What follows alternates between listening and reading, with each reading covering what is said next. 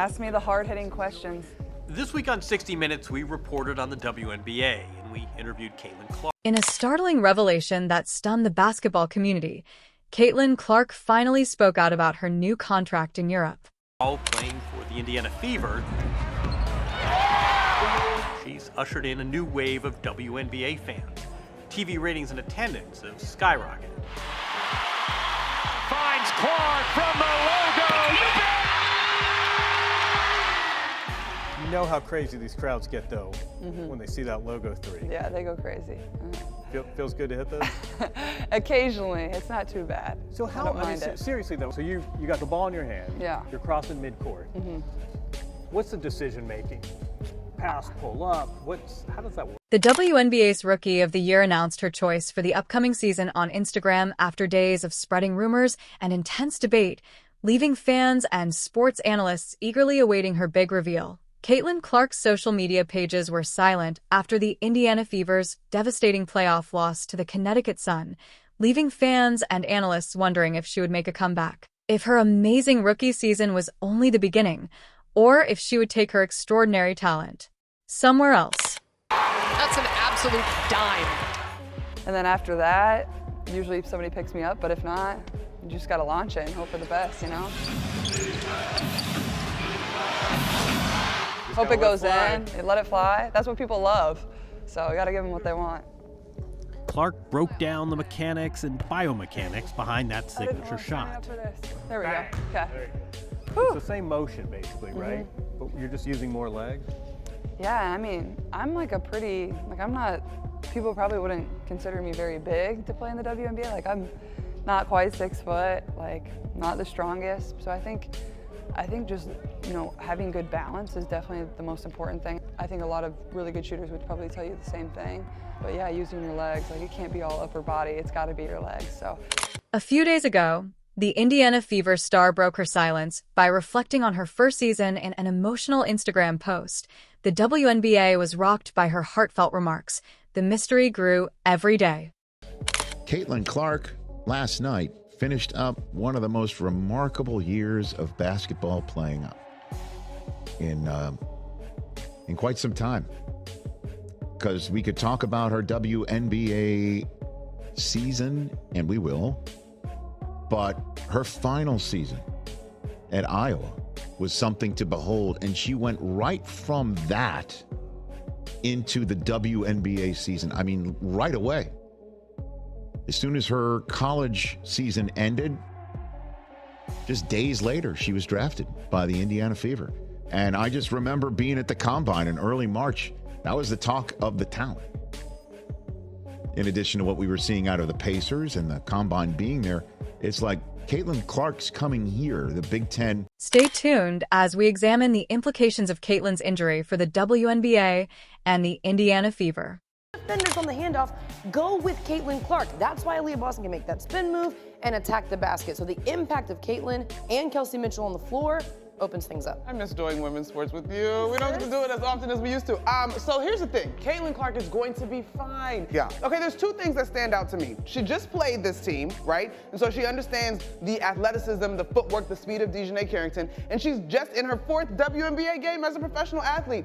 Even as a rookie, she's been guarded by the best players so far. She's still drawing double teams, and I thought Indiana did a better job of playing fast. I thought in her first few games, too much pound on the rock. This is not Iowa Part B varsity version. This is WNBA basketball. She's moving faster. Her teammates are doing a better job of finding her. She's getting looks off the move where she doesn't have to work as hard.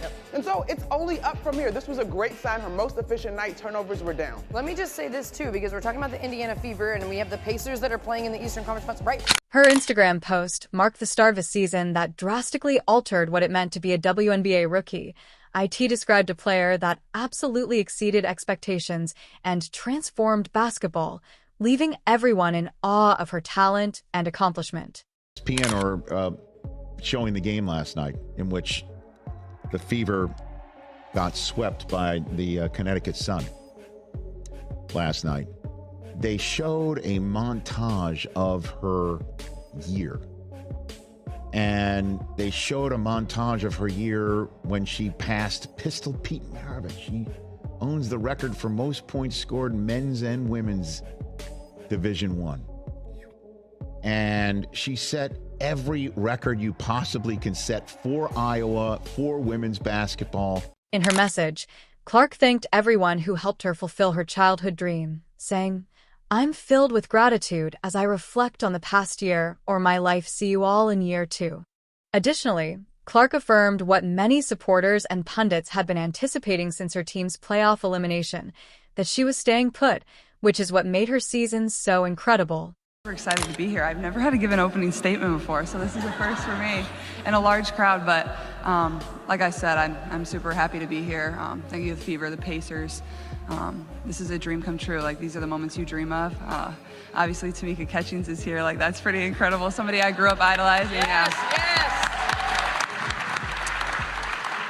But like I said, after I got drafted, like, I can't think of a better place for myself to start my career. A place that loves basketball, supports women's basketball, and an organization that really does things the right way, has championship pedigree. So I'm just very thankful that they have a belief in me. And obviously my parents are here today. My 2 brothers aren't here. My little brother had to go back to school. He actually missed his flight out of New York City after the draft. So I think he did it on purpose, but thankful for them, and, you know, couldn't be happier to be here. So thank all of you for coming, and I can't wait to get started. Caitlin Clark shattered an astounding 62 records in her rookie campaign, proving her legendary impact on the sport and establishing her status as a basketball powerhouse.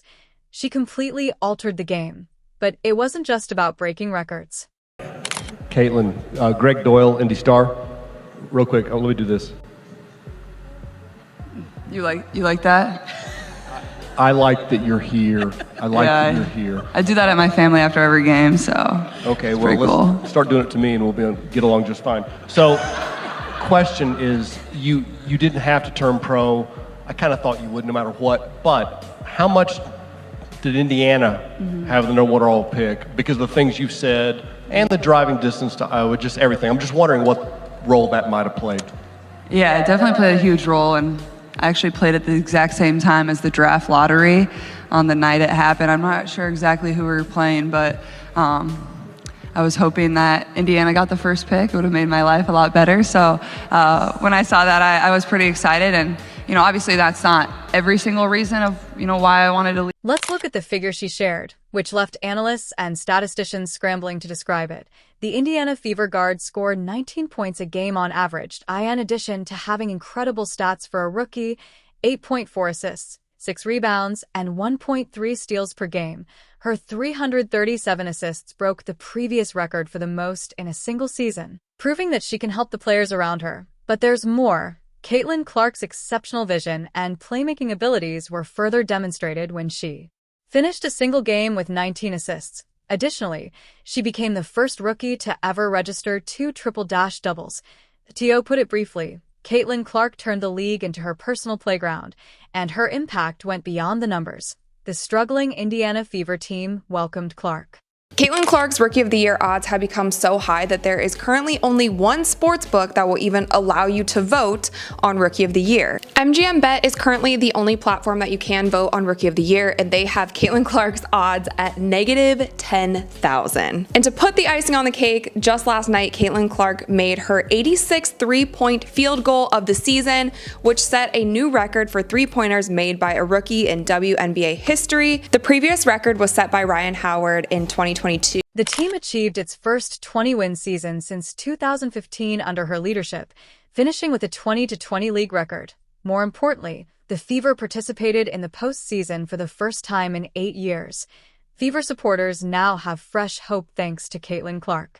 The NBA record for threes in a season is currently held by Sabrina, and that number is 128 threes. So with the Fever having 9 more regular season games left, and I'm not sure if this is just like a regular season record or includes playoffs, but Caitlin Clark would have to average a little over 4 three-pointers in a game in order to break this record. It's doable, and especially if their team goes into the playoffs. But not only with this 3-point record, with her assist record, with her triple-double record, and just the impact that Caitlin Caitlin Clark has had on the WNBA and on the Fever team this season, there has still been some debate on who will become Rookie of the Year. We talked about Angel Reese a couple videos ago and how she is holding her own on the rebounding side, and she is shattering records, both WNBA and NBA records, with the amount of rebounds that she grabs per game. But if you look at these two players in their totality, it really is a no-brainer as who deserves Rookie of the Year this season. In addition to helping the Indiana Fever win games, her engaging on-court demeanor won over fans,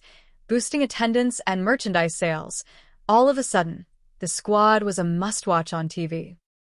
24, 10, and 10, her second career triple-double. What stood out to you about the way she got this triple-double in your eyes?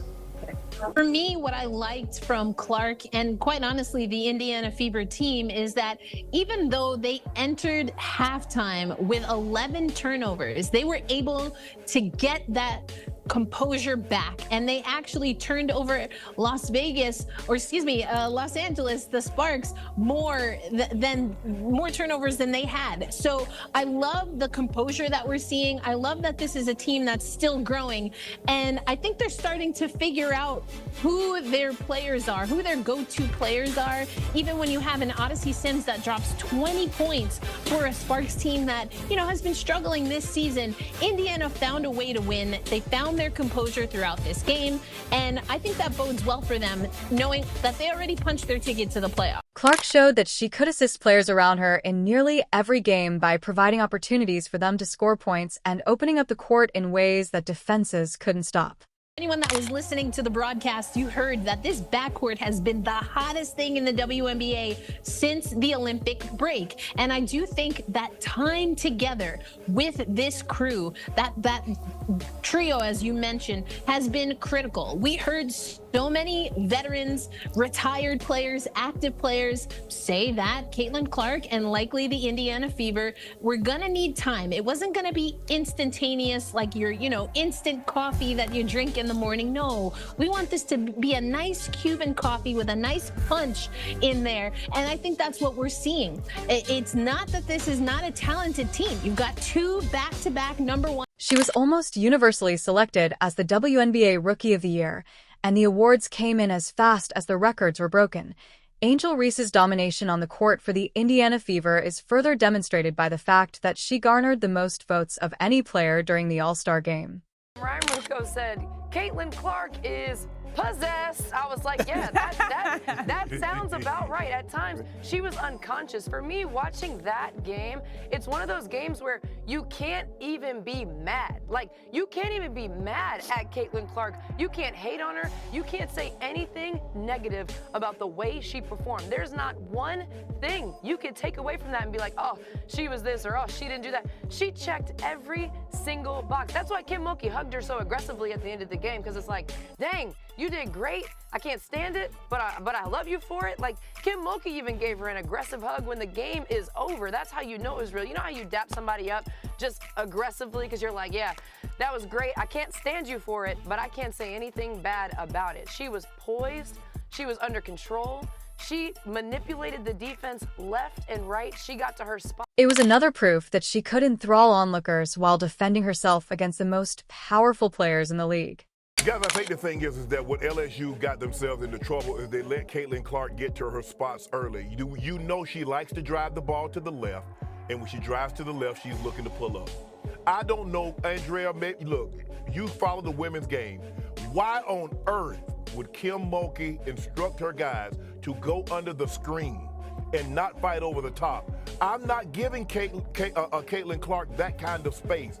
What she did was confirm what we already knew. There's a reason why she's the all-time leading scorer. There's a reason why she's top 3 in a... Her achievements were made even more impressive by her capacity to manage pressure after joining the league right out of college with a lot of hype. She exceeded expectations rather than merely meeting them.